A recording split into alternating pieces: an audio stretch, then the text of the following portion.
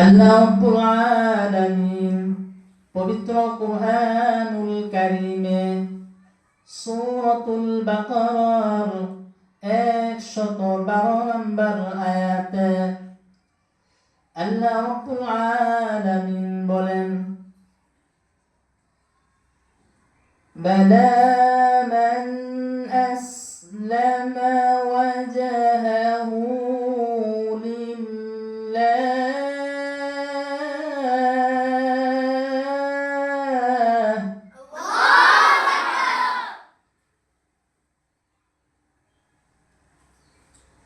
وجهه لله وهو محسن فله أجره عند ربه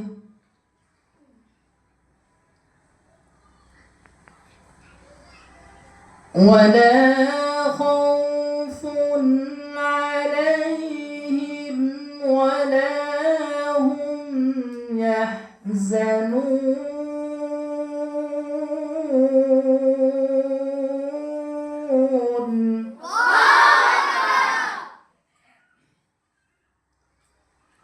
এই আয়াতের মধ্যে নিয়ত সম্পর্কে বলা হয়েছে, হে দুনিয়ার ইমানদার, দুনিয়ার মুসলমান।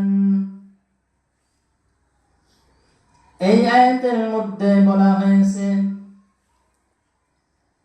যে ব্যক্তি নিজেকে আল্লাহর উদ্দেশ্যে সমর্পণ করেছে এবং সে সৎকর্মশীল, সুতরাং তার জন্য তার পালনকর্তার নিকট পুরস্কার রয়েছে।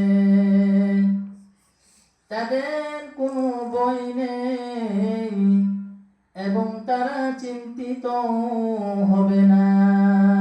জোরে বলেন সুবহানাল্লাহ। আল্লাহ রাব্বুল আলামিন বলেন, বালা মান আসলামা ওয়াজহাহু লিল্লাহ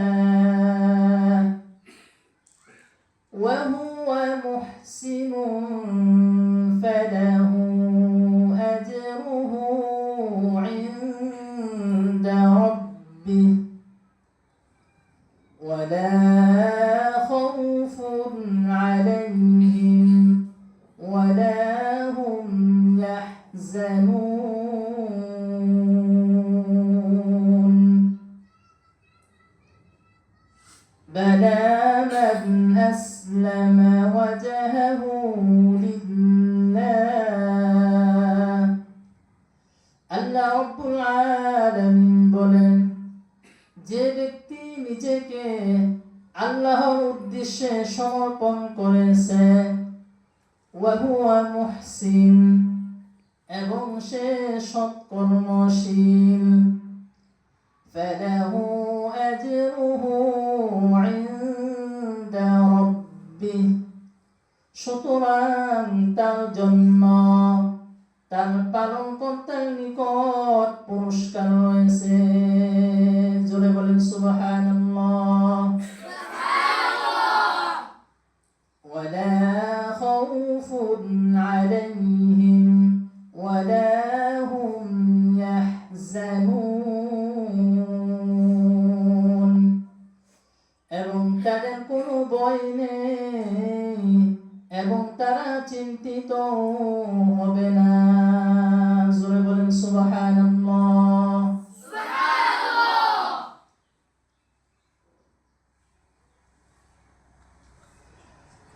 আল্লাহ রাব্বুল আলামিন পবিত্র কুরআনুল কারীমে সূরাতুল বাকারার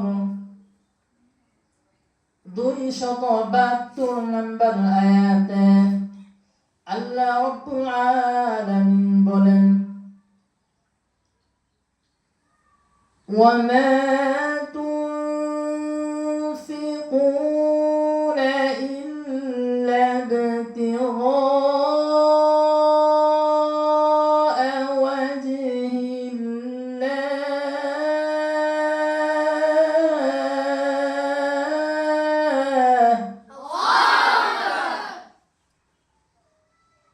এই আয়াতের মধ্যে নিয়ত সম্পর্কে বলা হয়েছে।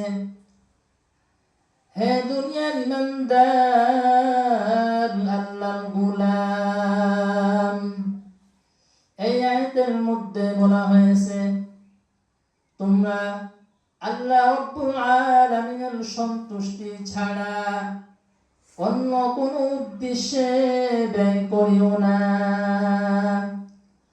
আল্লাহ রাব্বুল আলামিন বলেন, ওয়ামা তুনফিকুনা ইল্লা ইবতিগাআ ওয়াজহিল্লাহ